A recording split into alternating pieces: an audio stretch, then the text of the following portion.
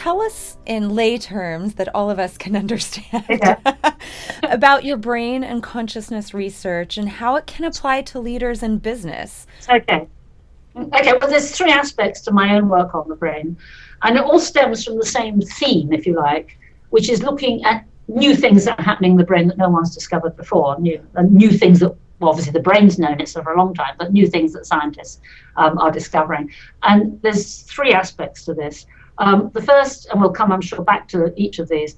The first is the impact of technology on the young brain. That's something that fascinates me a lot, because we know the human brain has exquisitely evolved, the human brain, to adapt to the environment. So that's why we occupy more ecological niches than any other species on the planet. We don't run fast, we don't see well, but gosh, what we do fantastically is we learn. Yeah. And it's this ability to adapt, whether you're born in New York or London or 5th century Athens, you will adapt to that culture, that world, that way of life, so you maximally thrive in that world. Yeah. So because we do that, because our brains are exquisitely evolved to adapt, it follows that if the world now is a two-dimensional one with just hearing and vision, yeah, where you're not actually seeing someone face to face, then clearly you'll adapt to that. You'll adapt to a world that is what the screen offers. So we can explore that a little bit. So that's the first aspect I do.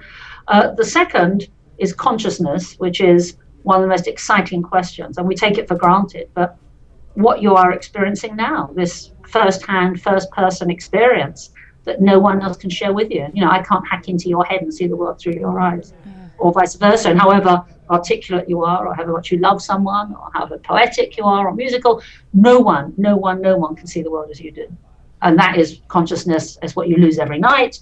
And it's something that the more you think about it, your brain turns in cartwheels trying to understand where is the little man or little woman inside that's reporting all this. Anyway, so that's that one. We can come back to that. Wow. And third area is dementia, which of course is a big problem both in the US and the UK, which is we cannot put up with the situation as it is. The burden on society, both in humanitarian and psychiatric costs as well as economic costs, are getting worse and worse. And everyone agrees we have to do something. And my own research is very left of field. It's very different from the traditional approach, which is why I think it might stand a chance, because for the last 10 years, there's been no new drug at all.